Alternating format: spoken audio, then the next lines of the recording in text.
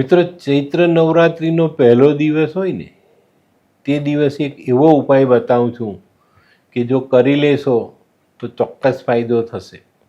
પહેલો દિવસ ચૂકી જાઓ ને તો બાકીના 8 દિવસે બી આ ઉપાય થાય, પણ ઉપાય કરજો. અને ઉપાય એટલો બધો સહેલો ને સરળ કે કદાચ તમે સાંભળશો તો વિચારશો કે આટલા નાના ઉપાયથી આટલું મોટું કામ થાય.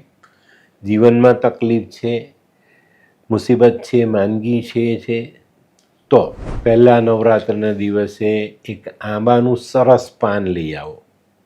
લાવી એને બરાબર ધોઈ, આંબાનું પાન આમ લાંબુ હોય ને તો ઉપરના ભાગે કંકુથી સ્વસ્તિક કરો અને એની નીચે હળદરથી સ્વસ્તિક કરો.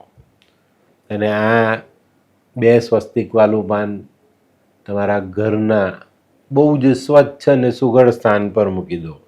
તિજોરીમાં મૂકી શકાય, પૂજાના રૂમમાં મૂકી શકાય, પૂજાના મંદિરમાં મૂકી શકાય, અથવા કોઈક એવી ચોક્કસ જગ્યા છે કે જેને તમે બહુ સરસ રીતે સાચવો છો એ જગ્યા પર પણ આ પાન મૂકી શકાય. અને મિત્રો, આ પાન તિજોરીમાં મૂકશો ને તો તિજોરી ક્યારેય ખાલી નહીં રહી. આ ઉપાય પહેલા જ દિવસે કરી લો. ચૂકી જાઓ તો બીજા દિવસથી 9મા દિવસ સુધી કરવાની છૂટ, પણ પહેલા દિવસે કરી લો.